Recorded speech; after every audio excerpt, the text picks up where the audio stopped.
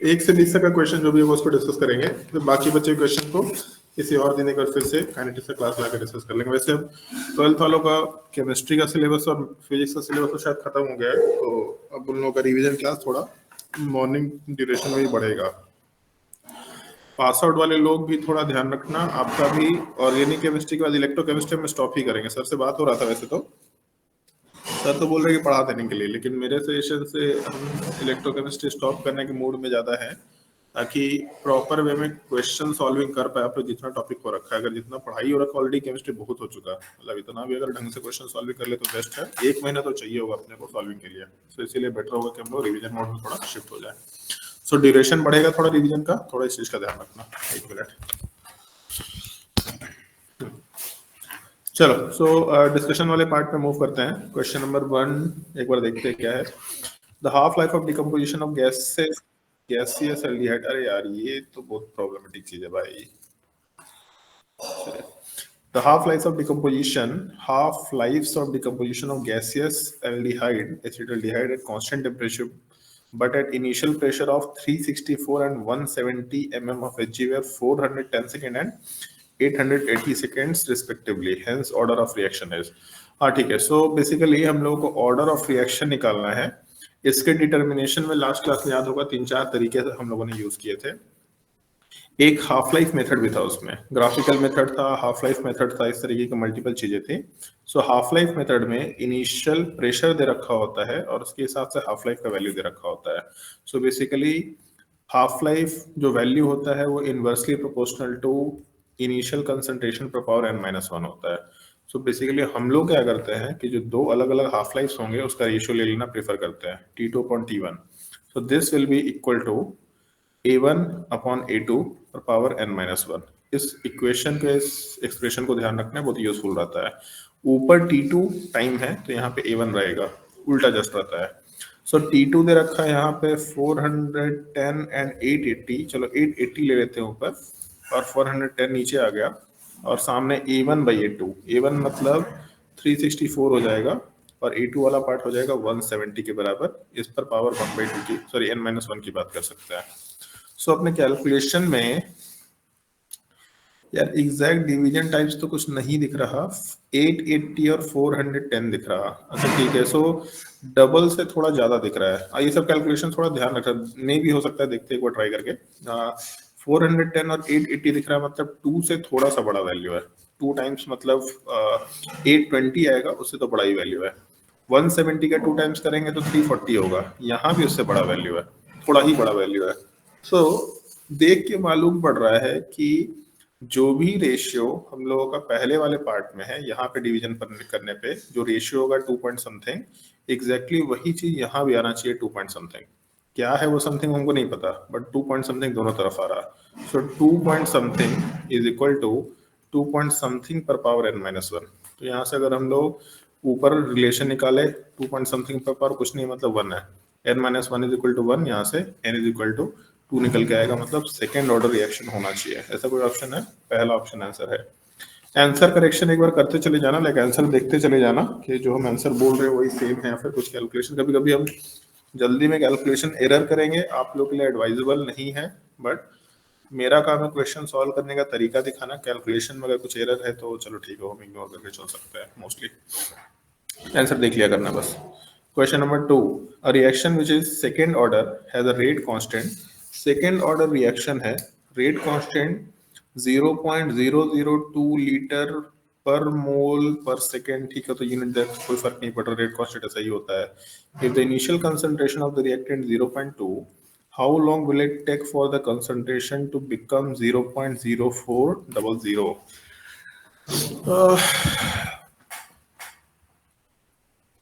एक एक्सप्रेशन तो ये होता है 1/80 सेकेंड ऑर्डर में divided minus 1/A0 is equal to KT। ये हम लोग का सेकेंड ऑर्डर का वैल्यू आता है। तो क्वेश्चन में रेट कांस्टेंट दे रखा। सर सेकंड ऑर्डर का ऐसा डायरेक्ट क्वेश्चन आता है क्या? वैसे तो सिलेबस में नहीं है, लेकिन एडवांस के सिलेबस में नहीं है, मेंस के सिलेबस में है। सेकेंड ऑर्डर एडवांस में सिलेबस का पार्ट नहीं है क्योंकि केवल। सर जो सर पढ़ा है तो उसमें सिर्फ फर्स्ट ऑर्डर तक पढ़ा है।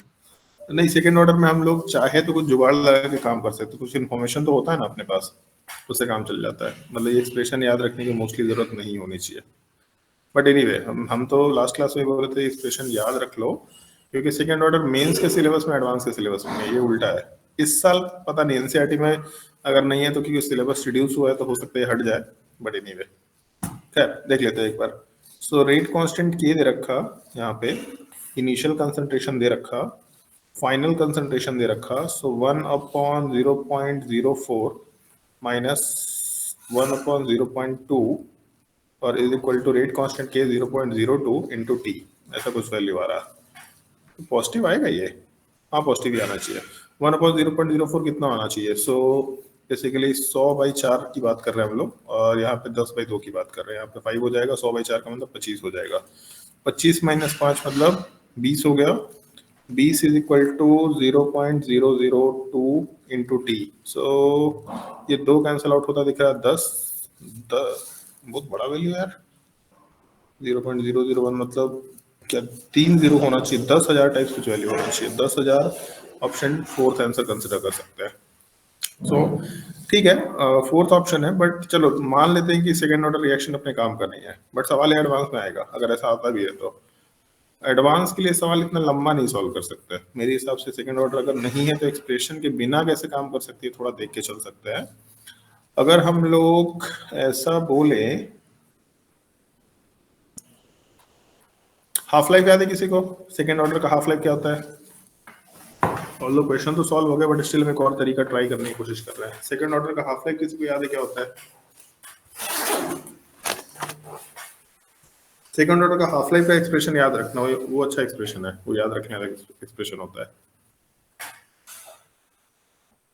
1/0 के 1/A0 के मतलब वही क्वेश्चन से निकल जो आप लिखे हैं उसे। अच्छा, ऑल्दो हम सजेशन देंगे इसको याद रखो, मतलब इसको याद रखने की कोशिश करो। 1/A0 इंटू के। अब A0 कितना दे रखा है यहाँ पे? 0.2 के बराबर, और के कितना दे रखा है? 0.002 के बराबर। तो कैलकुलेशन में 1/0.2 मतलब 2 इंटू 10⁻⁻1 इंटू 2 इंटू 10⁻⁻3। तो अपने कैलकुलेशन में ओवरऑल 10⁻⁻4 ऊपर चला जाएगा, 10⁻⁻4 डिवाइडेड बाई 4, तो कितना निकल के आ जाएगा? 10⁻⁻4 मतलब ऐसा 4/4 की बात कर रहा है। सो 2500। अच्छा ठीक है, सीधा आंसर डी ऑप्शन होगा। क्यों आंसर डी होगा ऐसा गेस कर सकते हैं, बहुत भारी नहीं है। आपका हाफ लाइफ जो है वो 2500 आ रहा है। कैलकुलेशन में अगर कोई एरर है तो बता देना। सो हाफ लाइफ 2500 है, इसका मतलब कंसंट्रेशन अगर 0.2 से आधा खत्म कर ले, 0.1 पे चले जाए, तभी हम लोग को 2500 सेकंड लग जाएगा। सो अगर हम लोग कंसंट्रेशन को 0.1 की जगह 0.04 पे लेके जा रहा है, मतलब कंसंट्रेशन और डिक्रीज कराना है, तो टाइम तो इससे भी हाइयर होना चाहिए। सो ऐसा एक ही ऑप्शन इन चारों में 10,000 second. So second order although अपने सिलेबस में नहीं है, लेकिन nth ऑर्डर का हाफ लाइफ सिलेबस में है। अगर उसके हिसाब से भी हम लोग सोच के चले तो हम लोगों का कैलकुलेशन हाफ लाइफ के बेसिस पे भी किया जा सकता है। बट ये सब लाइक जुगाड़ टाइप का टेक्निक है, ये सब ऐसे टेक्निक्स नहीं है जो आप एग्जैक्टली क्वेश्चन सॉल्विंग में ला सकते हैं। हमेशा जुगाड़ करके सब ऑप्शन निकालने की कोशिश कर सकते हैं हम लोग, ऐसा बोल सकते हैं। डिसेंट क्वेश्चन है, सेकंड ऑर्डर रिएक्शन का ज्यादा कुछ भारी नहीं है इसमें। इन द फॉलोइंग रिएक्शन हम लोग A से B प्लस C बना रहे हैं, rate constant is 0.001 millisecond. इसमें यार मेरा दिमाग ना सब डेटा देख के खराब होता है, कैलकुलेशन देख के माथा खराब हो जाता है। खैर अप्रोक्सीमेशन से ही काम करेंगे। If we start with 1 molar of A, then concentration of A and B after 10 minutes is, पहला चीज दिख नहीं रहा ढंग से। ए से बी प्लस सी बना रहे हैं, रेट कांस्टेंट दे रखा। अच्छा, रेट कांस्टेंट का यूनिट दे रखा और वैल्यू दे रखा। 1 मोलर ए का वैल्यू दिया, पूछा कंसंट्रेशन ऑफ ए और बी आफ्टर 10 मिनट्स कितना होगा। सो पहला चीज ऑर्डर ऑफ रिएक्शन क्या होगा ये सोचना है। तो अगर हम लोग रेट कांस्टेंट का यूनिट ध्यान रखेंगे तभी ये क्वेश्चन सॉल्व करेंगे। ऑर्डर ऑफ रिएक्शन को डिटरमाइन करने का एक ये भी तरीका होता है रेट कांस्टेंट, ये बहुत ही इंपॉर्टेंट पार्ट होता है। रेट कांस्टेंट यूनिट देखते ही आपको चमकना चाहिए कि हम लोग का फर्स्ट ऑर्डर है कि जीरो ऑर्डर है कि सेकंड ऑर्डर है। So rate is equal to, rate का मतलब हो गया concentration per unit time, is equal to k into A पर पावर 0, इसका मतलब rate constant concentration per unit time हो जाएगा। सो कंसंट्रेशन मतलब मोलैरिटी पर सेकेंड, सीधा दिख रहा है कि यहाँ का rate constant zero order reaction का पार्ट है। सो यहाँ से गेस कर लिया कि जीरो ऑर्डर रिएक्शन है सबसे पहला चीज, तो ये ध्यान रखना, ये बहुत ही इंपॉर्टेंट एस्पेक्ट होता है केमिकल काइनेटिक्स में, रेट कांस्टेंट का यूनिट। हम लोग कैलकुलेशन करके निकाल सकते हैं, जैसे लास्ट क्लास में मैंने बोला, भारी नहीं है कैलकुलेशन करके निकालना, मुश्किल से 4-5 सेकंड लगेगा, पर हम बोल रहे हैं कि उस 5 सेकंड को बचाने की कोशिश करो। नॉर्मल दुनिया 5 सेकंड को बोलेगा कि तो निकाल ही लेंगे, क्यों दिमाग लगाए। हम बोल रहे 5 सेकंड भी बचाओ, एक सेकंड मैटर करता है अपने एग्जाम में। सो क्योंकि यहाँ कॉम्पीट कर रहे हैं हम लोग, एक सेकंड से आप आगे पीछे हो जाएंगे। सो बेस्ट होगा कि आप बिल्कुल कॉम्पिटिटिव नेचर के हिसाब से बात करें। सो जीरो ऑर्डर रिएक्शन है, और जीरो ऑर्डर रिएक्शन में हम लोगों का 1 मोलर कंसंट्रेशन है, 10 मिनट की बात कर रहे हैं। सो 10 मिनट का मतलब हो गया 700-600 सेकेंड, और हम लोगों का जो वैल्यू होता है C T is equal to C naught minus के टी, मतलब टाइम के साथ वैल्यू घटता चला जाएगा। तो concentration of A and B after 60 second, 1 molar लेके चले थे, 60 second into rate constant K T. So यहाँ से 600 इंटू 0.01 का मतलब 0.6 आएगा वैल्यू। सो 1 माइनस 0.6, ये हम लोग का सी टी मतलब ए का वैल्यू बच जाएगा, 0.4 होना चाहिए। सो ए का वैल्यू 0.4 है और 1:1 रेशियो है, तो जितना ए खत्म होगा उतना ही बी बनेगा। सो ए 0.6 खत्म हुआ था, 0.4 बच गया था, और 0.6 बी भी बनाएगा। सो ए का वैल्यू 0.4 होना चाहिए, बी का वैल्यू 0.6 होना चाहिए। ऑप्शन 3 आंसर निकल के आ सकता है। सो अच्छा सवाल है, डिसेंट बोल सकते हैं इसको। पहले तो ऑर्डर ऑफ रिएक्शन क्या है ये गेस करने का तरीका यूनिट के थ्रू हम लोग देखिए, फिर उसके बाद एक्सप्रेशन याद होना चाहिए जीरो ऑर्डर रिएक्शन का, फिर बाकी बचा पार्ट कैलकुलेशन का पार्ट है। किसी को अगर कोई शॉर्टकट तरीका वगैरह भी आता होगा तो बता सकता है, मतलब काइनेटिक्स ऐसा है कि हिट एंड ट्रायल टाइप की चीज है, जो आपको हिट कर गया तरीका वही मैटर कर जाएगा। फॉर द रिएक्शन ए से product, the graph of the fraction of A remaining, graph of the fraction of A remaining. अच्छा जी, तो फ्रैक्शन ऑफ ए रिमेनिंग का मतलब हम लोग बोल रहे हैं AT अपॉन ए नॉट, ऐसा कुछ ग्राफ बनाने की कोशिश कर रहे हैं, ठीक है। As a function of time, ये वर्सेस टाइम का ग्राफ बना रहा है, वाह बहुत बढ़िया। Is a straight line with negative slope, straight line with negative slope मतलब ऐसा कुछ ग्राफ बोल रहा है।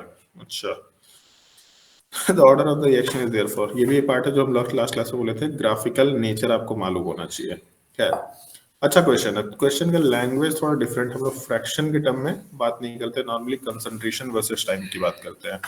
बट एक चीज सोच के देख सकते हैं, ए नॉट तो कांस्टेंट वैल्यू है, तो समथिंग बाय कांस्टेंट अगर करे भी तो क्या फर्क पड़ेगा। बेसिकली हम लोग 80 वर्सेस टाइम की ही बात कर रहे हैं, तो फ्रैक्शन बोलो या सीधा 80 बोल दो, उससे कोई फर्क नहीं पड़ रहा। और हमको एक चीज दिख रहा है कि जो कंसंट्रेशन ऑफ ए है वो टी टाइम के बाद 0 हो जाएगा, क्योंकि स्ट्रेट लाइन है। ऐसा तो एक ही जगह पे हो सकता है जीरो ऑर्डर रिएक्शन में। सो ऑप्शन 3 आंसर होना चाहिए।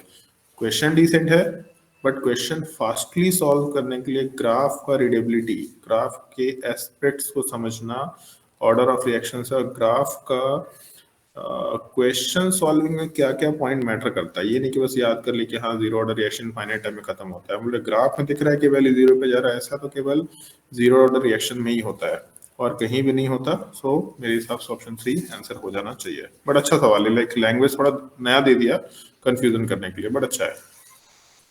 Question number 5, for the zero order reaction A से B plus C, initial concentration of A 0.1, if A is equal to 0.08 after 10 minutes, its half-life and completion time are respectively. अच्छा, तो अच्छा sorry zero order दे रखा, हम पढ़े ही नहीं थे इसको। तो जीरो ऑर्डर रिएक्शन ऑलरेडी दे रखा है, इनिशियल कंसंट्रेशन 0.1 के बराबर है और 10 मिनट्स के बाद 0.08 के बराबर है। पूछा है हाफ लाइफ ऑफ कंप्लीशन क्या होगा। इसको मैथमेटिकली आराम से सॉल्व कर सकते हैं, बट इसको सॉल्व करने का हम दूसरा ही तरीका बता रहे हैं। मैथमेटिकली सॉल्व करने का मतलब आप C T is equal to 0.08 is equal to 0.1 minus के टी, यहाँ से के निकाल लो फिर उधर वैल्यू पुट कर लो। ये तरीका बिल्कुल भी यूज मत करने की कोशिश करना, ऐसा सोच के देखो। हाफ लाइफ का मतलब अपना कंसंट्रेशन, ये हम सिखा रहे हैं इसलिए थोड़ा स्पीड स्लो है, बट हाफ लाइफ का मतलब 0.05 मोलर खत्म हो जाएगा, 0.05 बचेगा। सो हम लोग ऐसा कर लेते हैं, इस 0.08 वाले पार्ट को ऐसा सोच के देखते हैं। 0.1 से 0.09 में गए, फिर उसके बाद 0.08 में गए। सो एक चीज याद है आपको, लास्ट क्लास में बताया था, जीरो ऑर्डर रिएक्शन में इक्वल टाइम इंटरवल में इक्वल अमाउंट खत्म होता है, और जो रिएक्टेंट का कंसंट्रेशन है वो एपी का फॉर्मेशन करता है। सो 10 मिनट में हम लोग 0.8 पे गए, मतलब 0.01 का 2 गैप कवर किया। तो एक गैप के लिए 5 चाहिए मिनट, दूसरे गैप के लिए 5 मिनट चाहिए। सो जब हम लोग यहाँ से 0.05 तक जाएंगे, हाफ लाइफ तक, यहाँ तक, तो अपने को 5 गैप कवर करना पड़ेगा। 5 गैप कवर करने का मतलब है 25 मिनट्स की बात कर रहे होंगे हम लोग, ऐसा कंसिडर कर सकते हैं। 25 मिनट्स की बात कर रहे हैं, 5, 10, 15, 20, हाँ 25 मिनट की बात कर रहा हूँ। अरे ऐसा कोई ऑप्शन ही नहीं यार। सर टाइम कम होगा कि ज्यादा हो जाएगा? टाइम ज्यादा ही हो रहा है ना। सर ऑप्शन थर्ड तो है।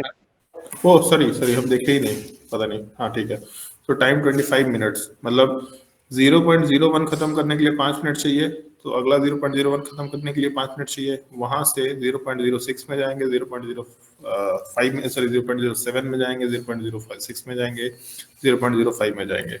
मतलब 5 हाफ लाइफ की हम लोग, सॉरी 5 मिनट के इंटरवल की बात कर रहा है। सो 25 मिनट होना चाहिए, और ऐसा एक ही ऑप्शन है, तो यही आंसर होगा। But anyway time of completion पूछा, सो टाइम ऑफ कंप्लीशन का मतलब 0.1 से जब हम लोग 0.01 की गैप के हिसाब से बात करें, ऐसा तो ऐसा हम लोग को 10 गैप चाहिए। सो एक गैप के लिए 5 मिनट चाहिए, 10 गैप के लिए 50 मिनट चाहिए होगा। So option third answer consider कर सकते हैं।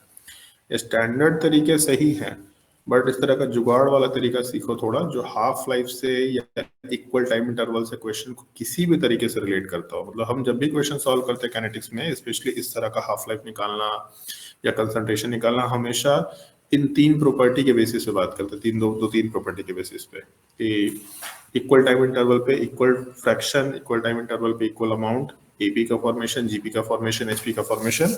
एचपी तो फिर भी आपको विजिबल नहीं होता, बट एपीजीपी तो बहुत आसानी से समझ में आता है। तो क्वेश्चन सॉल्विंग आसानी से हो सकता है, फॉर्मूले के बिना भी क्वेश्चन सॉल्विंग कर सकता है।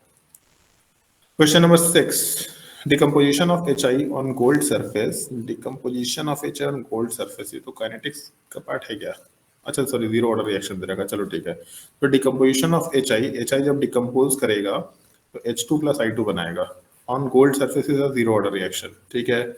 Initially few moles of H2 are present. अच्छा पहले से H2 प्रेजेंट है, मतलब प्रोडक्ट पहले से प्रेजेंट है, are present, then which of the following graph is correct. Which of the following graph में हम लोग ग्राफ लेके चल रहे हैं, partial pressure of H2, partial pressure of H2, partial pressure of H2। अच्छा H2 वर्सेस, ठीक है, ये बहुत घटिया सा सवाल है, तो लाइक बहुत बेसिक है, क्योंकि पहले से इसमें ऐसा बोला, पहले तो जीरो ऑर्डर रिएक्शन है, जीरो ऑर्डर रिएक्शन में कंसंट्रेशन कॉन्स्टेंटली बढ़ेगा, लेकिन इनिशियली कुछ H2 के मोल्स हैं, मतलब इनिशियल प्रेशर जीरो नहीं हो सकता। पहला ग्राफ रिजेक्ट हो गया, दूसरे ग्राफ में पहले से कुछ पार्शियल प्रेशर है, और यहाँ से कंसंट्रेशन और बढ़ जाएगा या प्रेशर और बढ़ जाएगा। नॉर्मली ये ग्राफ होना चाहिए जब रिएक्टेंट और रिएक्टेंट खत्म होगा और प्रोडक्ट जीरो है, लेकिन अगर पहले से कुछ प्रोडक्ट है तो ये ग्राफ ऊपर शिफ्ट हो गया थोड़ा, और कंसंट्रेशन घट तो सकता नहीं, मतलब प्रेशर घट तो सकता नहीं, तो लास्ट ऑप्शन भी गलत हो गया। बेसिक क्वेश्चन, बहुत ही इजी क्वेश्चन हम बोला प्रेफर करेंगे इसको। Question number 7, which of the following statement is correct. तो इस statement is incorrect. Unit of rate of disappearance is molar per second. Rate of disappearance बोलो या रेट ऑफ अपीयरेंस बोलो, अभी कौन आया भाई? आयुष आनंद। रेट ऑफ अपीयरेंस बोलो या रेट ऑफ डिसअपीयरेंस बोलो, ओवरऑल तो रेट ऑफ रिएक्शन ही है। सो रेट का मतलब हो गया कंसंट्रेशन का चेंज वर्सेस टाइम, इसका मतलब concentration per unit time. So unit of disappearance तो सही है, इनकरेक्ट पूछा है, ओके ठीक है। सो पहला ऑप्शन आंसर नहीं होगा, सही है। Unit of rate of reaction is molar per second. Unit of rate of reaction is molar per second, सही है, मतलब ये भी आंसर नहीं होगा। Unit of rate constant k is depend on order, ठीक है, ऑर्डर ऑफ रिएक्शन के ऊपर रेट कांस्टेंट का वैल्यू डिपेंड करता है, बहुत ही सही स्टेटमेंट है, मतलब लास्ट ऑप्शन ही आंसर होना चाहिए। बट यूनिट ऑफ के for first order reaction is concentration पर सेकेंड। अभी जस्ट डिस्कशन किया था, ये जीरो ऑर्डर का वैल्यू होता है। फर्स्ट ऑर्डर वाले पार्ट को अगर कैलकुलेट करेंगे तो रेट इज इक्वल टू के इंटू कंसंट्रेशन ऑफ e⁻1, मतलब कंसंट्रेशन का वैल्यू कट जाएगा, जो के का यूनिट है that will be second inverse, so इस केस में मोलैरिटी नहीं रहेगा, यहाँ पे गलत स्टेटमेंट है, ऑप्शन 4 सही बोल सकते हैं। इस तरह के क्वेश्चन तो मेंस से पूछे जाते हैं, मेंस में, नीट में, एडवांस में सारा थ्योरेटिकल एस्पेक्ट तो बहुत ही इंपॉर्टेंट है। क्वेश्चन नंबर 7 के बाद क्वेश्चन नंबर 8 पे चलते हैं। The rate expression for the reaction A plus B या C, रेट का वैल्यू दे रखा R इंटू ए पर पावर हाफ B पर power 2, what change in rate if initial concentration of A and B increases by factor 4 and, तो यह बहुत घटिया सवाल है। A को 4 टाइम्स बढ़ा रहे हैं, पावर हाफ है, मतलब अगर वैल्यू को 4 टाइम्स बढ़ा रहे हैं, हाफ पावर है, तो ओवरऑल रेट पे 2 गुना फर्क पड़ेगा। और अगर हम लोग B के कंसंट्रेशन को 2 बढ़ा रहे हैं, पावर 2 है, सो वैल्यू पे 2 पर पावर 2 मतलब 4 टाइम्स का फर्क पड़ेगा। सो ओवरऑल 8 टाइम्स का फर्क पड़ना चाहिए, ऑप्शन 3 कंसिडर कर सकते हैं। ये तो एक बच्चा टाइप सवाल होता है, ये जब हम लोग एक्सप्रेशन में वैल्यू पुट करना सीखते हैं तब की बात है। और लोगों को पता है कि ये भी क्वेश्चन बहुत सारे लोग गलत करते हैं, बट स्टिल ये सब बहुत बच्चा टाइप सवाल है। क्वेश्चन नंबर 9, यहाँ तक कोई डाउट है किसी को तो पूछ लो, 1 से लेकर 9 तक में अगर कोई डाउट है तो पूछ लो।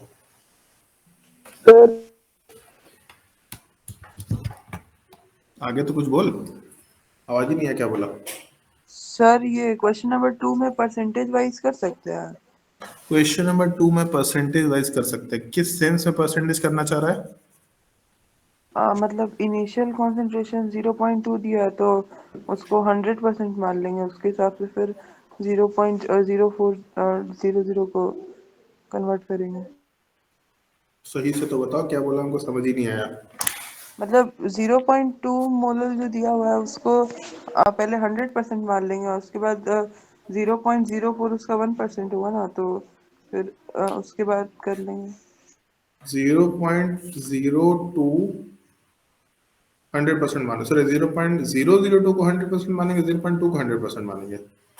हाँ भाई 0.2 को 100% बोल रहा। चलो ये 100% हो गया, तो 0.04 क्या हो जाएगा? 1 मिनट, अरे एक मिनट नहीं है अपने पास, सब कुछ अपने पास, तो 1 मिनट छोड़ के 5% होना चाहिए। 5% होना चाहिए। अच्छा चलो 5% हो गया, अब आगे क्या करें? अब फिर सेकंड ऑर्डर का दिया हुआ है तो इनिशियल में 100 रख लेंगे और फाइनल में आपका 95 ले लेंगे। ले लो, उससे बन नहीं रहा था।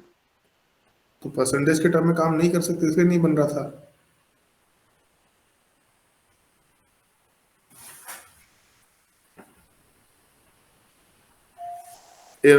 फाइनल में 95 क्यों रखेंगे, मतलब समझ नहीं आया मेरे।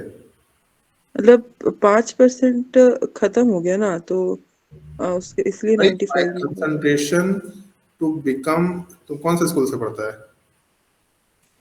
चिन्मय। तो अंग्रेजी तो बढ़िया होगा, नाम इंग्लिश में लिखा हुआ है चिन्मय, CHIN, स्पेलिंग भी बड़ा खतरनाक है इसका, अंग्रेजी तो बढ़िया होगा। तो concentration to become this, what is meant by this? मतलब वो बनने के लिए कितना टाइम चाहिए? टू बिकम 0.04, ना कि टू गेट रिड्यूस्ड बाय 0.04। अच्छा ठीक है, ठीक। तो यहाँ पे जो फाइनल है वो 5% है, बट हमको ये नहीं समझ आ रहा कि पहले हम जो कैलकुलेशन 0.2 और 0.04 डाल के कर सकते हैं, उसी को पहले 100 बनाया, 100 को 5 बनाया, काहे इतना मेहनत कर रहे हैं? नाक छूना है सीधा छू लो, पैर के नीचे से नहीं उठा के क्यों छू रहा है? उल्टा सर की तरफ से भी नहीं छू रहा है। क्वेश्चन नंबर 1 से 8 तक में और कोई डाउट है किसी को?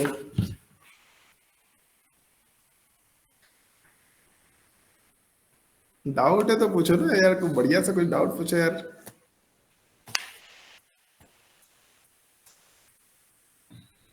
नहीं, चलो क्वेश्चन नंबर 9 पे चलता है। 2NO का हम लोग कॉम्पोजिशन, ये कॉमन, अरे 2NO plus H2 gives N2 plus 2H2, the experimental rate law for the above reaction is K into NO2 per power, sorry, NO per power 2 into H2 when time is in minutes and the concentration is in moles per liter. The units for K are, ये तो खुद से बना लो, इसमें तुम दिमाग भी नहीं लगा रहे, छोड़ो। क्वेश्चन नंबर 9 के बाद क्वेश्चन नंबर 10, मतलब किसी को डाउट है तो पूछ लो, लेकिन स्टिल इसमें हम दिमाग नहीं लगा रहे। इतना घटिया सवाल तो बस ये है कि बोनस सवाल होता है बेसिकली, आपको ये दिया गया है कि जो एकदम नालायक लोग हैं, लाइक जो कुछ पढ़ते लिखते नहीं है, उनसे आप लोग थोड़ा सा पढ़ने लिखने वाले लोग डिफरेंशिएट कर पाए, बस इसलिए सब सवाल दिया जाता है। क्वेश्चन नंबर 10, ये तो देख के लग रहा है कि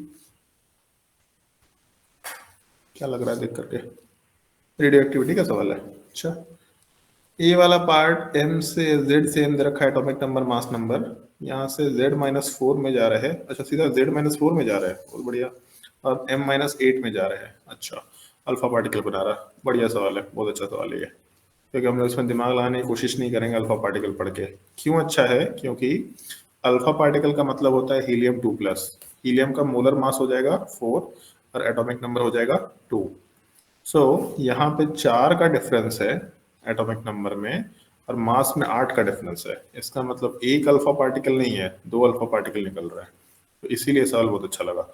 तो ए वाला पार्ट बी में डिसोसिएट कर रहा और 2 अल्फा पार्टिकल बना रहा, ठीक है। Alpha particles are helium nuclei, nuclei बोलने का मतलब ही यही है कि उसमें से 2 इलेक्ट्रॉन हटा दिए गए, केवल प्रोटॉन बच गया है और न्यूक्लियस बचा है।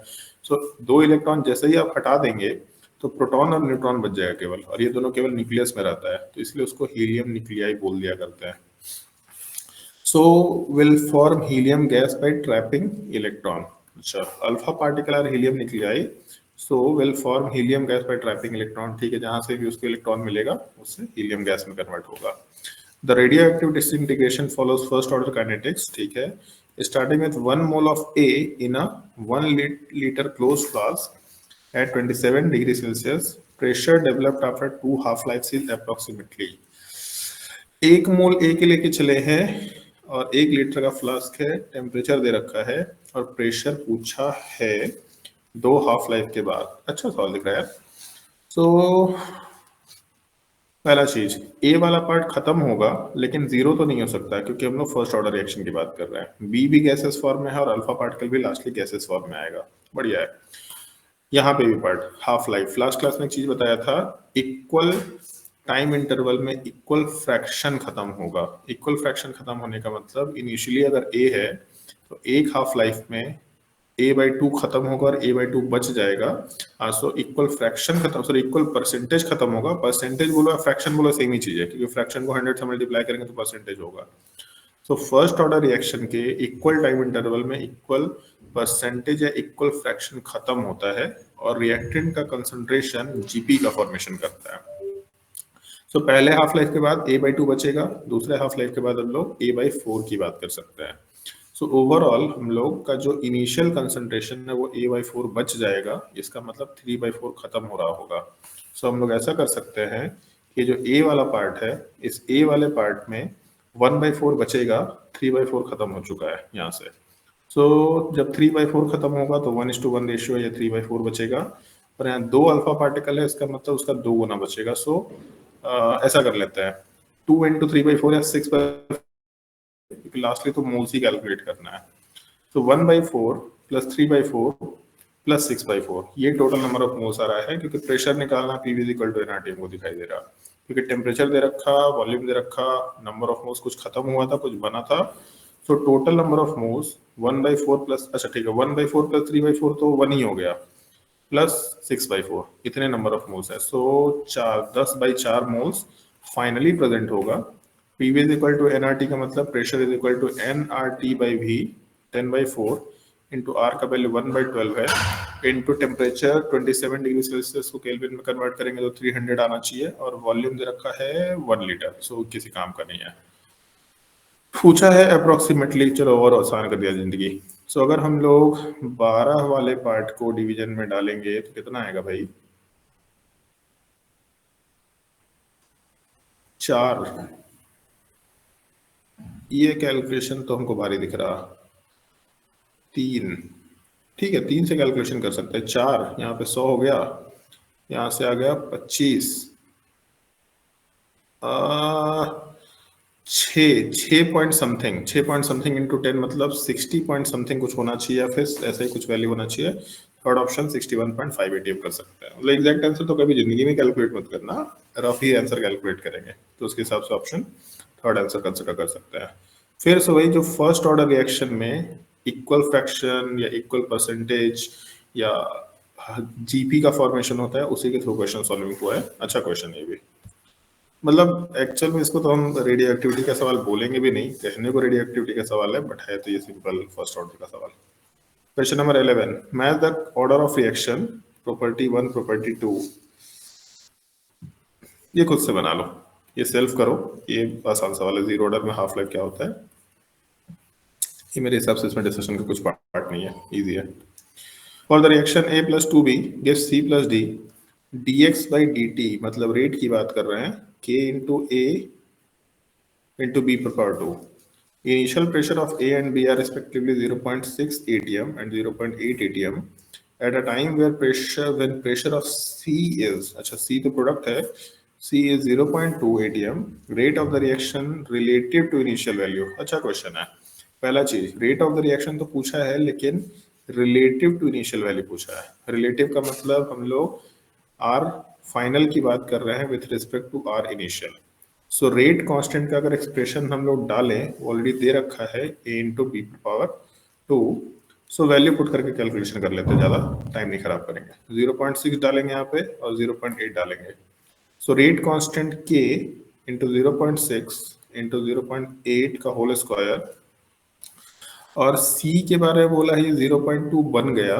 अगर C 0.2 बना, सो A जितना खत्म होगा उतना ही C बनेगा। 0.6 था, 0.2 बना है, इसका मतलब 0.2 खत्म हुआ होगा, तो 0.4 बच जाएगा। तो A का वैल्यू 0.4 बच जाएगा, रेट कांस्टेंट तो चेंज नहीं होने वाला। और 2 मोल मिलके 1 बना रहा, मतलब 0.2 बनाने के लिए 0.4 खत्म हुआ होगा। 0.8 में 0.4 खत्म हो गया, तो 0.4 बच रहा है। अच्छा, दोनों जगह 0.4। चलो एक काम करते हैं, ये ध्यान रखना थोड़ा, 0.4 डाल सकते थे यहाँ पे, बट हम सजेशन देंगे इसको 0.8/2 डाल दो, क्योंकि ऊपर जब 0.8/2 डालेंगे तो 0.8 का स्क्वायर डिवाइडेड बाई 2 का स्क्वायर, ये 0.8 रेशियो में वैसे ही कैंसिल आउट होगा, तो इसलिए 0.4 मत डालना, थोड़ा ध्यान रखना इन सब चीजों का। सो 0.8 का स्क्वायर कैंसिल आउट हो गया, ये डेसिमल हट गया, 4 भी कैंसिल आउट हो गया, k भी कैंसिल आउट हो गया। सो जो रिलेटिव रेट है दैट इज इक्वल टू 1/6, ऐसा कुछ वैल्यू आ जाना चाहिए। ऑप्शन 1 कंसिडर कर सकते हैं। बढ़िया क्वेश्चन है, क्वेश्चन भारी नहीं है, बस वो टर्म्स जो है वो सबको ध्यान रखना है, क्वेश्चन डिसेंट लेवल का बोला जा सकता है। Question number 13, for the reaction 4 KClO3 से 3 KClO4 प्लस KCl बन रहा। पहले वाले केस में कुछ दे रखा KClO3 के रिस्पेक्ट में, ठीक है, रेट ऑफ डिसअपियरेंस दे रखा है बेसिकली, और ये कुछ एक्सप्रेशन दे रखा। दूसरे वाले केस में रेट ऑफ अपीयरेंस दे रखा, यहाँ भी कुछ एक्सप्रेशन दे रखा। तीसरे वाले केस में रेट ऑफ फिर से अपीयरेंस देख रहा है, यहाँ कुछ एक्सप्रेशन दे रखा। ये हम सजेशन देंगे, नोट्स को भी पलटो, नोट्स में ये इन्फॉर्मेशन दे रखा होगा, रेट कांस्टेंट का रिलेशन, स्ट्रेट फॉरवर्ड रिलेशन याद रखना होता है, ये हम डिस्कशन में यूज नहीं कर रहे हैं। नोट्स को प्रेफर करो, अगर बाई चांस नोट्स में नहीं होगा तो मैं बता देंगे, बट अब सजेशन देंगे, नोट्स में ढूंढो, वहां पे सीधा ये इन्फॉर्मेशन एज अ फैक्ट आपके नोट्स कॉपी में लिखाया हुआ होगा, हम आंसर निकाल सकते हैं। हमारी क्वेश्चन नहीं है, फैक्ट ओरिएंटेड बोल सकते हैं। Half lives of decomposition of NH3 on the surface of a catalyst for different initial pressure are given as, pressure दे रखा अलग अलग, टेम्परेचर दे रखा अलग अलग। अच्छा जी, पूछा है the order of the reaction, फिर से वही हाफ लाइफ मेथड की बात कर रहे हैं, जस्ट डिस्कशन किए। T2/T1 is equal to A1/A2⁴n-1। क्यों, कौन सा वैल्यू लेना चाहिए? 200 300 लेंगे तो यहाँ पे 3/2 आएगा रेशियो, और 15 10 लेंगे तो भी 3/2 आएगा, ठीक है, कोई भी ले लो, कोई फर्क नहीं पड़ रहा। T2 15 ले लेते हैं, T1 10 ले लेते हैं, इज इक्वल टू इनिशियल जो हम लोगों का प्रेशर है, T2 हम लोगों ने 15 लिया, तो इनिशियल प्रेशर वाला पार्ट A1 लेना पड़ेगा हम लोग को 200 के बराबर। सो 200 डिवाइडेड बाई 300 डाल सकते हैं। सो अपने कैलकुलेशन में 3/2, यहाँ पे 2/3, सो 3/2 इज इक्वल टू 2/3 सो ऐसा भी कर सकते हैं। 3/2 इज इक्वल टू 2/3 अब दो चीज कर सकते हैं, एज इसको उल्टा कर दो या इसको उल्टा कर लो, जो करना कर लो, अपनी मर्जी है। इसको 2/3 कर सकते हैं, तो यहाँ से 2/3 हो जाएगा। तो यहाँ से n-1 इज इक्वल टू -1, यहाँ से n इज इक्वल टू 0 निकल के आ जाना चाहिए। जीरो ऑर्डर रिएक्शन कंसिडर किया जा सकता है। क्वेश्चन नंबर 14 तक में कोई डाउट है किसी को तो पूछ सकता है।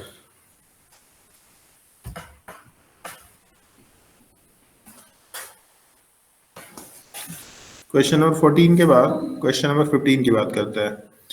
In the reaction A से product, time required to complete 50% of the reaction was found to increase 9 times when the initial concentration of the reactant was decreased to 1/3. अगर initial concentration को 1/3 कर देते हैं तो जो time half life जो है, क्योंकि 50% रिएक्शन कंप्लीट करने की बात कर रहे हैं, सो हाफ लाइफ 9 टाइम्स बढ़ गया। सो the rate law equation is, rate law equation पूछने का मतलब है कि ऑर्डर ऑफ रिएक्शन की बात कर रहे हैं हम लोग। तो फिर से सेम चीज है, ये मतलब सेम सवाल ही रिपीट हुआ है वैसे तो, सिमिलर टाइप का। a1 अपॉन a2 पर पावर n-1 कर लेते हैं। सो अगर हम लोग इनिशियल कंसंट्रेशन को डिक्रीज कर देते हैं 1/3 से, मतलब हम लोग ना टाइम की बात कर रहे हैं, 9 टाइम्स इंक्रीज कर गया। 9/1 is equal to initial concentration अगर 1 है तो हम लोग उसको घटा के initial concentration of the reactant was decrease to 1/3। So हम लोग का पहला पार्ट 3 होना चाहिए, दूसरा पार्ट 1 हो जाना चाहिए, ऐसा कुछ वैल्यू आना चाहिए ना। a2 अपॉन नहीं t2 upon t1 a1 upon a2, हाँ ठीक है, इनिशियल कंसंट्रेशन 3 है तो वहां से 1 पे आ गए, n-1। तो 9/1 को हम लोग 3/1 का होल स्क्वायर कर सकते हैं। तो यहाँ से n-1 इज इक्वल टू 2, यहाँ से n इज इक्वल टू 3 निकल के आ जाना चाहिए। थर्ड ऑर्डर रिएक्शन है, तो जो भी एक्सप्रेशन होगा वहां पे रेट लॉ एक्सप्रेशन में third order, option D answer consider कर लेना चाहिए। एक बार आंसर चेक कर लेना, थोड़ा जल्दी में क्वेश्चन सॉल्व किया है क्योंकि रिपीटिशन हो गया। चेक कर लो एक बार। सही है सर, सही है, हम भी बने। ठीक है, क्वेश्चन नंबर 15 के बाद क्वेश्चन नंबर 16 पे चलता है। Variation of concentration of product x with time, product x की बात कर रहा है, hence the graph of minus dA/dt with time will be. अच्छा, सो एक्स का टाइम है स्ट्रेट लाइन, अगर एक्स का टाइम स्ट्रेट लाइन है तो फिर dA/dt क्या होगा, कौन सा ऑर्डर ऑफ रिएक्शन आ रहा है। अगर कंसंट्रेशन स्ट्रेट लाइन के फॉर्म में बढ़ रहा है तो मेरे हिसाब से तो जीरो ऑर्डर रिएक्शन आ रहा है। अगर जीरो ऑर्डर रिएक्शन है तो कंसंट्रेशन चेंज वर्सेस टाइम क्या होगा, बता दो भाई कोई भी इंसान, ये तो मेरे हिसाब से बताने लायक चीज भी नहीं है।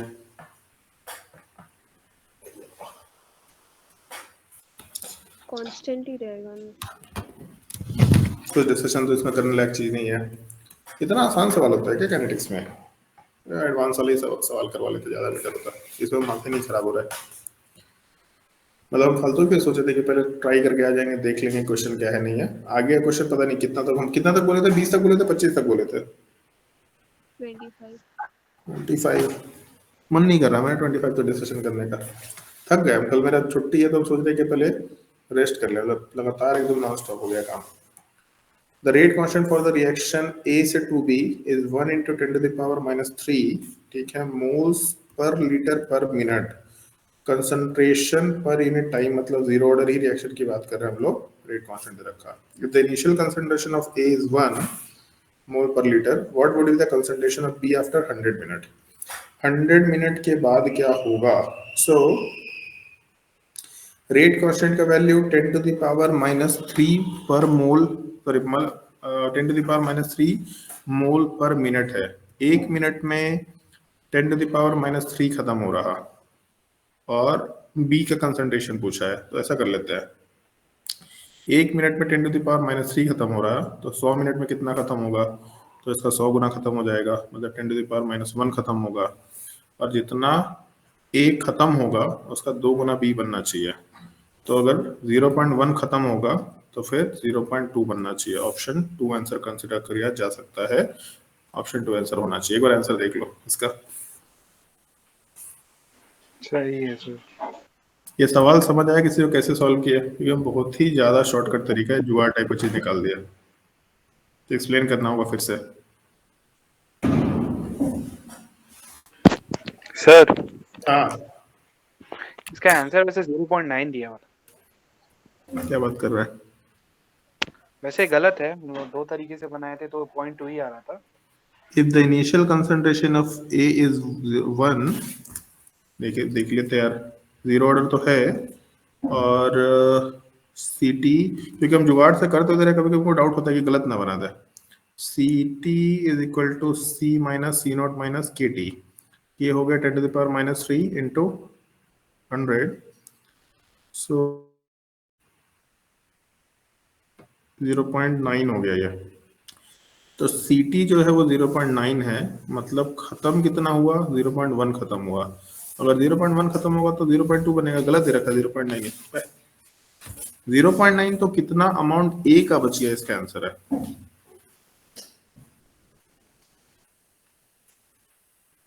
और किसी का कोई आंसर आया है तो अगर बता दो, हम कहीं गलत हों तो भी बता सकते हैं। यही आ रहा था, 2 मेथड से बना रहे थे। बहुत बढ़िया। सो 2 मेथड से बना रहे थे वो तो ठीक है, बाकी लोग आंसर तो चेंज कर ही लो, सेकंड होगा। बट मेरा वाला मेथड समझ आया तो की फिर से एक्सप्लेन कर दे। आ गया सर, समझ आ गया। चलो डिस्कशन शुरू करते हैं आगे। ध्यान रखना ये सब जो बहुत ही इंपॉर्टेंट है, यूनिट्स के हिसाब से यूनिटरी मेथड फटाफट अप्लाई करो। जब पर मिनट में इतना वैल्यू खत्म हो रहा है, 1 मिनट में इतना वैल्यू खत्म, पर मिनट का मतलब 1 मिनट में ये खत्म होगा, और जीरो ऑर्डर है तो स्ट्रेट फॉरवर्ड उसी से मतलब है। तो 1 मिनट में जितना खत्म होगा 100 मिनट में उसका 100 गुना खत्म होगा, इसके हिसाब से बात कर लिया हम लोग। At 227 degrees Celsius, the presence of catalyst causes the activation energy of a reaction to decrease by 4.606. Activation energy घट जा रहा है। The rate of reaction will be increased by, क्या होना चाहिए भाई, rate constant K is equal to A into e पर power minus E upon RT। अच्छा, और दूसरे वाले केस में जो रेट कांस्टेंट है, ये कैटलिस्ट कर ले क्या इसको, चलो इसको सी कर लेते हैं। ए इंटू ए पे तो फर्क नहीं पड़ेगा, ई ए पे फर्क पड़ेगा, decrease by 4.606 upon R T. अच्छा, so the rate of reaction will be increased by,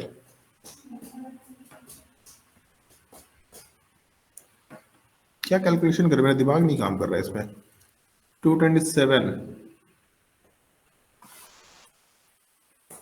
अच्छा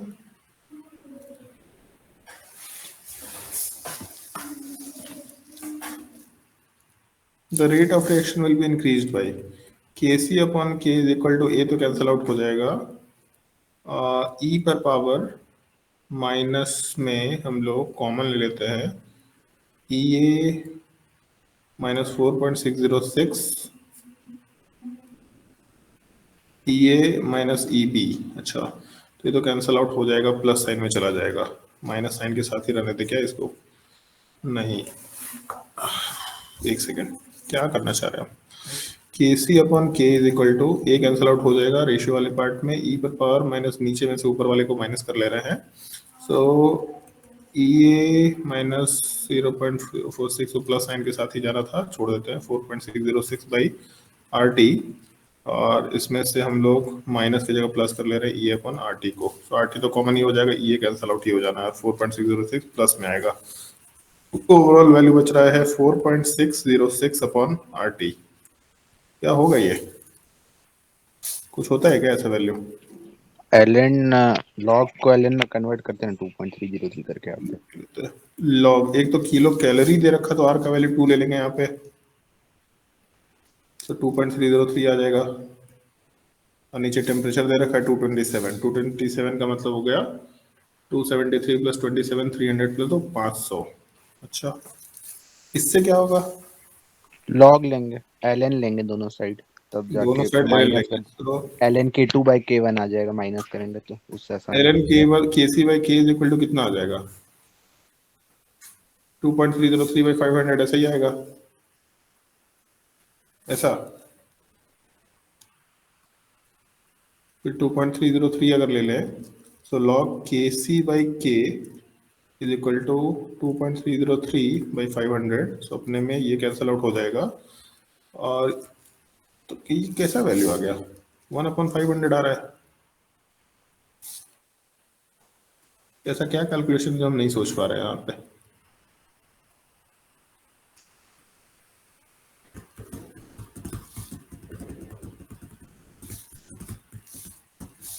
अच्छा सॉरी, एक तो किलो कैलोरी है यहाँ पे, 10⁻³ होना चाहिए, ये गलती था, ओ ठीक है। सो तभी यहाँ पे कुछ 1/500 आ रहा था। 2 × 10⁻³ अगर करेंगे मतलब यहाँ से 2 आ जाना चाहिए वैल्यू, ये तो कैंसल आउट होगा, इंटू 2 भी रहेगा।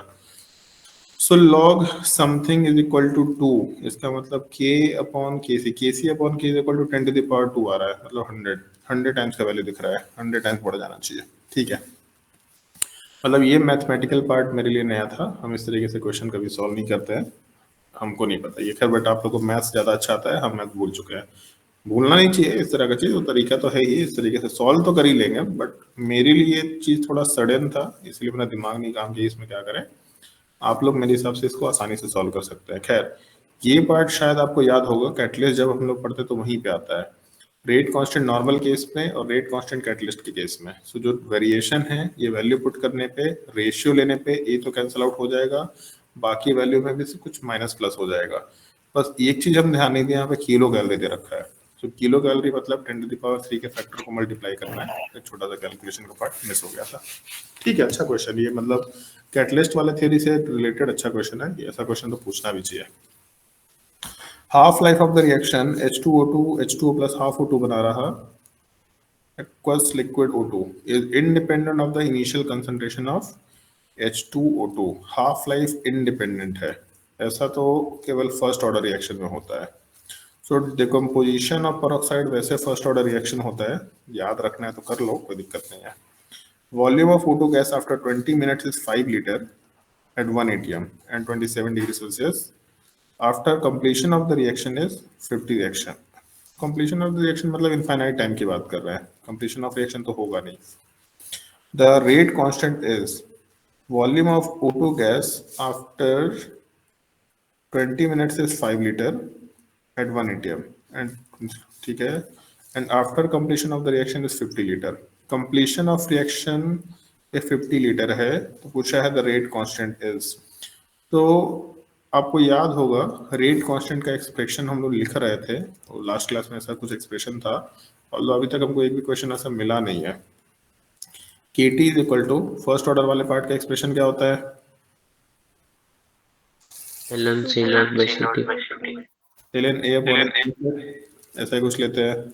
सो हम लोग एक्सप्रेशन में A का वैल्यू कितना है वो यहाँ से निकाल लेंगे। O2 का वॉल्यूम कंप्लीशन पे 50 लीटर है, जितना H2O2 खत्म होगा उसका आधा बनेगा, इसका मतलब अगर बन रहा है तो इनिशियली 100 रहा होगा, ऐसा बोल सकते हैं। तो पहला चीज A वाला पार्ट तो 100 के बराबर है, ऐसा पुट कर लिया, और A - X 20 मिनट के बाद हम लोगों का बोला है 5 लीटर के बराबर हो जाएगा।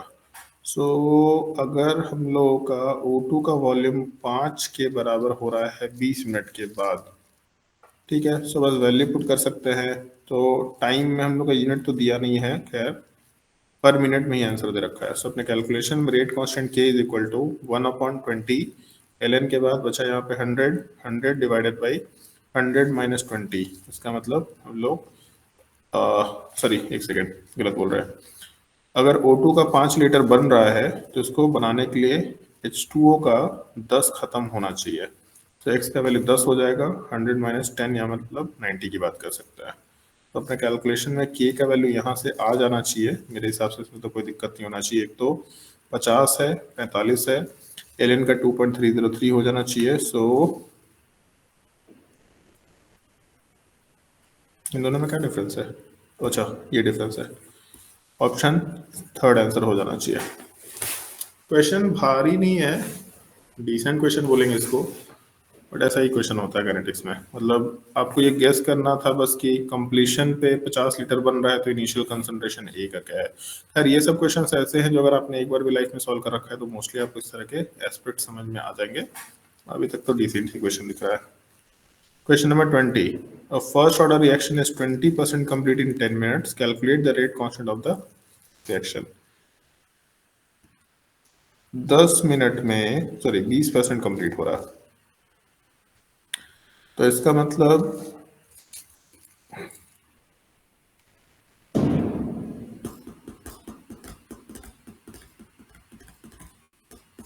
%50 कैलकुलेट करने के लिए जुगाड़ लगा सकते हैं। मतलब स्टैंडर्ड हम कैलकुलेशन नहीं सोच रहे, हमको जुगाड़ वाला तरीका सोच रहे हैं।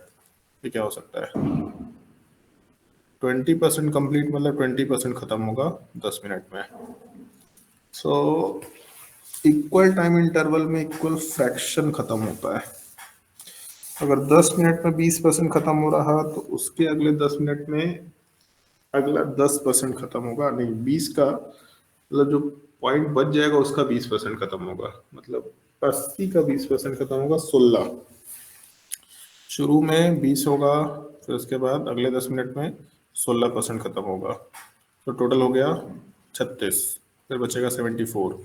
अब इसका 20% लेंगे तो 7 तरी 14, मतलब ऑलमोस्ट 15, 14.8 के अराउंड खत्म होगा। अच्छा 16 14 20, सो ऑलमोस्ट हाफ लाइफ हमको दिख रहा है 30 मिनट के अराउंड आ रहा। अगर हाफ लाइफ 30 मिनट है तो ln2/k 0.693 बाई 30 मिनट ऐसा कुछ लेके चल रहा है। ये कितना निकल के आ जाना चाहिए वैल्यू? 0.693 बाई 30, ये कितना वैल्यू आएगा? इसको 69.3 इंटू 10⁻² कर लेते हैं, बाई 30 कर लेते हैं, तो अप्रोक्सीमेटली 23 कुछ वैल्यू आ रहा। 23 इंटू 10⁻², 23 इंटू 10⁻², मतलब 0.23, 0.223। ऐसा कोई ऑप्शन देखो तो एक बार, क्वेश्चन नंबर 20 का ये ऑप्शन है क्या? ये हम गेस वर्क कर रहे हैं, ये क्वेश्चन गेस वर्क वाला नहीं है, बट हम जुगाड़ से क्वेश्चन सॉल्व करने की कोशिश कर रहे हैं। गेस वर्क तो नहीं बोलेंगे इसको, जुगाड़ बोलेंगे तो ज्यादा बेटर है। अगर ये आंसर ठीक है तो इसका तरीका हम बता देते हैं कि हम क्या सोचे। एक बार बस आंसर चेक कर लो। 20 का सेकंड दिया हुआ है। सेकंड, कुछ कैलकुलेशन में गलती की हो तो एक बार देख लेते हैं। और सर सेकंड जो ऑप्शन दिया वो भी गलत है, वो मतलब आंसर एग्जैक्ट नहीं है वो। 0.02 कैसे कुछ आ रहा था, जीरो तो थोड़ा दूर है। वो 2 और 3 उल्टा होगा वहाँ पे। इसमें बोल रहा है क्या? हाँ हाँ हाँ अच्छा सर, 0.023, तो हम अच्छा सो हम बेसिकली 0.23 ले लिए, हम शायद कुछ गलती कर दी है। 0.693 डिवाइडेड बाई आपका 30 मिनट्स ऐसा कुछ वैल्यू है। सो ये कितना हो जाएगा? एक डेसिमल हटा देते हैं और 0.06 कर लेते हैं, 93, तो 0.02, हाँ ठीक है, तो 0.023 होना चाहिए। ठीक है, हम थोड़ा कैलकुलेशन एरर कर दिए शायद, इसलिए 0.223 बोले, 0.023 होना चाहिए आंसर। चलो खैर एक बार डिस्कशन कर लेते हैं। स्टैंडर्ड तरीका आप लोग खुद से सॉल्व करके देखना, जुगाड़ वाला तरीका बताता है। फर्स्ट ऑर्डर रिएक्शन है, इक्वल टाइम इंटरवल में इक्वल परसेंटेज खत्म होगा। तो इक्वल परसेंटेज का मतलब जैसे इनिशियली ए था, 100 लेके चलते हैं, आसानी से समझ में आएगा। 100 का 20% खत्म हो गया, 80 बच जाएगा, ये 10 मिनट में खत्म हुआ। अब 80 का 20% खत्म होगा, तो 80 का 20% मतलब 16। सो हम लोग के पास टोटल जो वैल्यू बचेगा, अच्छा उसमें थोड़ा सा गलती कर दिया, 64 होना चाहिए वैल्यू, बट नहीं उससे ज्यादा फर्क नहीं पड़ेगा। सो फिर हम लोगों का पहले 100 था, फिर अभी 80 बचा, फिर 80 के बाद उसका 20% खत्म हुआ, मतलब 16% खत्म हुआ, 64 बच जाएगा। ये अगले 10 मिनट में होगा, फिर इसका भी हम लोग का अगले 10 मिनट में 20% खत्म होगा, तो 64 का 20% कितना होगा? तो 12.8 के बराबर होना चाहिए।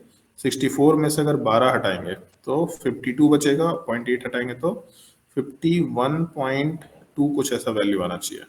सो ऑलमोस्ट 50% तक पहुंचने के लिए 3 हाफ लाइफ दिख रहा है। 3 हाफ लाइफ भी नहीं है, थोड़ा सा और चाहिए, क्योंकि 50 मतलब 51.2 से अगर 50 में जाएंगे तो वैल्यू थोड़ा और 1-2 मिनट बढ़ जाना चाहिए। सो कैलकुलेशन में थोड़ा अप्रोक्सीमेशन है, बट अपना हाफ लाइफ 3 तो मिनिमम चाहिए, प्लस 1-2 मिनट और चाहिए, ऐसा बोल सकते हैं हम लोग।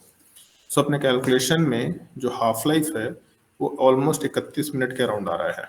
सो हम लोग अपना कैलकुलेशन में rate constant is equal to 0.693 by K का मतलब हो गया 31 मिनट्स। जब ये कैलकुलेशन करेंगे तो वही 0.023 के अप्रॉक्स आंसर निकल के आ रहा है। सो कैलकुलेशन करने का और तरीका यूज कर सकते थे आप, rate constant k is equal to ऐसा, के इज इक्वल टू 1/t। सो अपने पास वैल्यू है 10 मिनट इंटू ln के बाद ए नॉट दे रखा है मान लो 100, जैसे 20 दे रखा तो ln 100 ले लेते हैं, उसमें से 20 खत्म हो गया, मतलब 80 बच जाएगा। यहाँ से भी कैलकुलेशन कर सकते हैं, बहुत मुश्किल नहीं है, और अगर आप ये जुगाड़ लगाएं तो भी हम अभी क्या बोलेंगे कि इसको भी सॉल्व करना सीखो, क्योंकि कभी कभी क्वेश्चन ऐसे सॉल्व करना बहुत आसान हो जाएगा। सो इसको भी सीख के रखो, किस तरीके से कैलकुलेशन कर सकता है। क्वेश्चन नंबर 21 पे चलते हैं। और सब्सटेंस कितना टाइम हो गया भाई? ठीक है, A substance undergoes first order decomposition involving two parallel first order reaction. Parallel reaction की बात कर रहे हैं. पूछा है the mole percentage of the product is. So A से जब B में जा रहा है तो K1 का वैल्यू है 1.2 into 10 to the power minus 4. K2 का वैल्यू है 3.8 into 10 to the power minus 5. पहले यूनिट सेम कर लेते हैं इसका. यूनिट मतलब वो वैल्यू सेम कर लेते हैं. सो 12.5 into 10 to the power minus 5. नीचे है 3.8 into 10 to the power minus 5. पूछा है mole percentage of B in the products. So A से बी बन रहा और 1:1 रेशियो में बन रहा. ए से सी बन रहा, ये भी 1:1 रेशियो में बन रहा. सो जैसा रेट कांस्टेंट का रेशियो होगा उसी रेशियो में बी और सी बनेगा. सो बी का रेट ज्यादा दिख रहा है 12.5. कितना गुना ज्यादा दिख रहा? तो 3 को अगर हम लोग 4 से मल्टीप्लाई करेंगे अप्रोक्सीमेटली तो 12 आएगा. लेकिन यहाँ पे थोड़ा हाइयर वैल्यू है तो ऐसा कर लेते हैं, नीचे वाले को 4 मान लेते हैं. तो 3 गुना से थोड़ा बड़ा है, 4 गुना से छोटा है. इसका मतलब हम लोग का आंसर अप्रोक्सीमेटली 3.7 या 3.8 टाइम्स दिख रहा. सो रेट कांस्टेंट ए और बी और सी का अप्रोक्सीमेटली 3 गुना के डिफरेंस पे या 3.5 गुना से ऊपर के डिफरेंस पे है.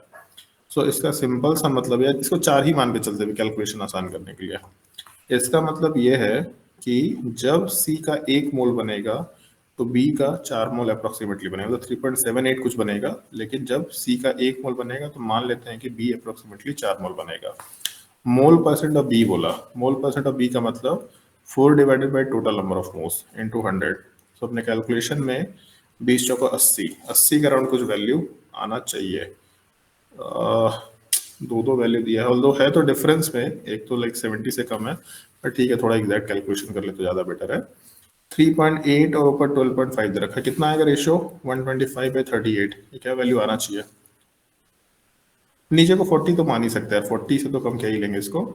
सो अपने कैलकुलेशन में हम लोग का वैल्यू 3.28 टाइम्स है.